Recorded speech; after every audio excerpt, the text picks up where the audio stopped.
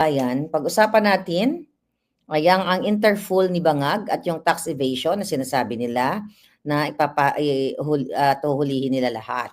Alright? So, actually, marami mga nagme-message sa atin na mga puting ahas, pero hindi naman expose yung mga message nila. Dahil in-out na ng gobyernong Bangag yung kanilang plano na ipadukot ako. Ipa-extract ako. Bago ako umalis ng Amerika, 'di ba, sinabi nila na mayroong warrant of arrest si Maharlika at mayroon pa silang mga palabas na ako ay wanted sa Pilipinas. Yes, totoo 'yun. Wanted ako sa mga bangag. At ang sinabi pa ng Jutang Ginina, kasi ayaw nilang minumura sila, itong mga buwaka ng inang ito, itong si Santiago, yung NBI director, ang sinasabi niya, dapat na daw kalusin yung mga vloggers. At kahit daw nasa Amerika, ay hindi nila sasantuhin. So kalusin means, in street language, execute, gurgur, tapyasin. Alam nyo, maganda nga itong mga sinasabi nila. Dahil sa sobrang hindi nila mapigilan yung kanilang mga sarili sa galit, sa evil nila, dahil galit na galit sila kay Maharlika, dahil ini-expose, kaya hindi nila mapigilan kahit nakapag-aral ng abogasya. Pero bobo itong si NBI Director Santiago at sila Lisa Tanas kasi mga bangag sila. Grave threat yung ginagawa nila. Na kakalusin ako kahit nasa Amerika. And this is gonna be talk of the world. Okay? The moment, kasi itong mga kababayan, ang napag-alaman natin pala, dyan sa statement ng NBI, ay sila ay magsasampa na ng kaso.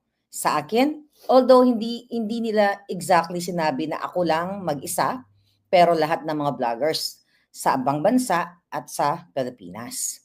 Inciting to sedition. Di ba? Then, criminal case yung libel daw. At makikipag-ugnayan daw sila sa Interpol nila. So, ang sabi sa akin ng mga puting ahas, possible lang. Pwedeng mangyari, pwedeng hindi. Ang sabi sa akin, Miss Maharlika, mag-ingat ka dyan sa The Hague.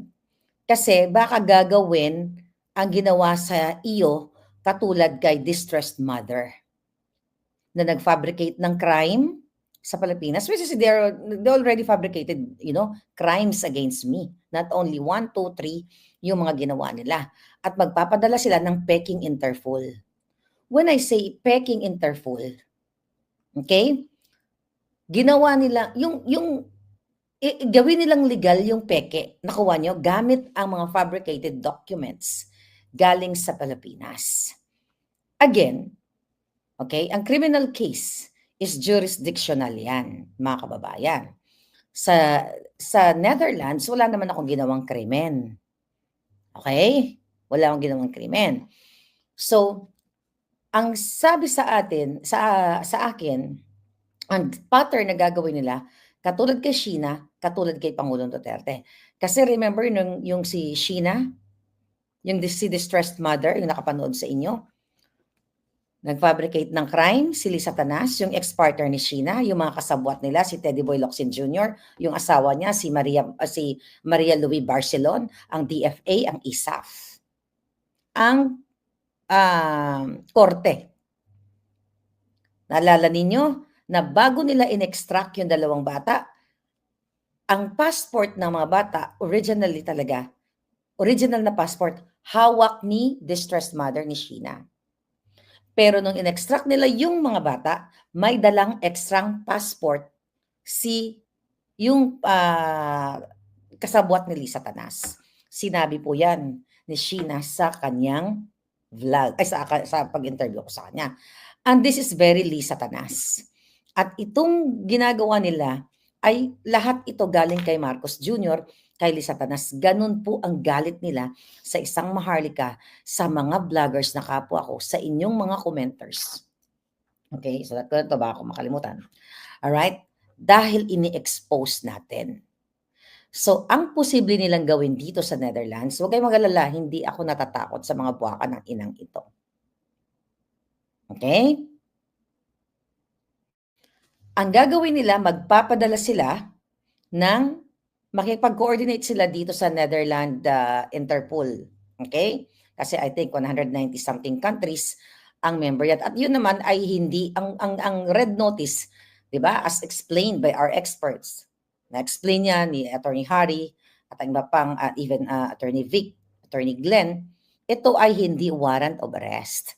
Ito ay notice para i-locate ang isang taong ang isang taong wanted o may kasong o na-charge sa isang krimen, gumurgor o kung ano paman.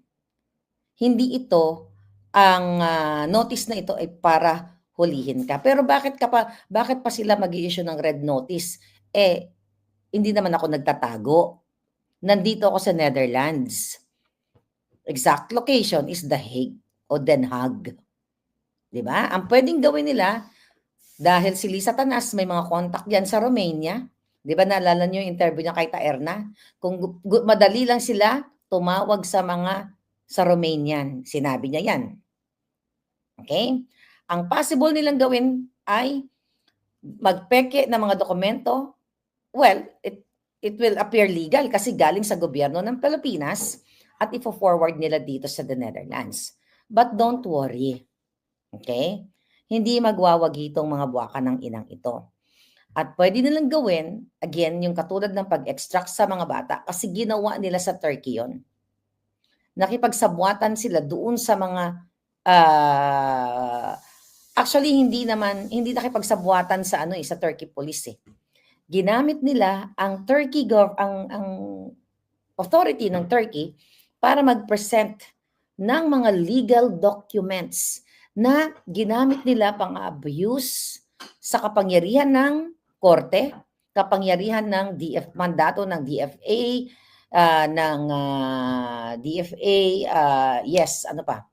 ISAF, Philippine Consul General sa Turkey. Ito yung gagawin nila. Yung mga dokumento, legitimate, pero illegal. Nakuha niyo yung ibig sabihin. Ito yung gagawin nila sa akin. Tignan natin kung magwawagi ang mga jotang. Tignan natin. Okay? Ayaw ko magyabang dito. Di ba? Alam niyo naman may pagkamayabang din ako, di ba? Pero hindi tayo magyayabang. At gagawin nila yung extraction na katulad ng ginagawa kay Pangulong Duterte. Pero, i-extract nila ako papuntang Pilipinas. Bring it on. Gawin nyo. Hi, Commander Aguila. Thank you. Bring it on. Gawin nyo para mapag-usapan ako ng buong mundo na may isang Maharlika at si Pangulong Duterte, pinag-usapan na. But you're not gonna win. Tandaan nyo mga buwaka ng ina kayo. Ikaw, pangalan nito? Santiago, Lisa Tanas. Kasi to yung utos lahat ni Lisa Tanas. Sabihin na natin, I'm ahead of the game. Alam ko na plano nyo. Huwag nyong gagawing tanga ang Pilipino.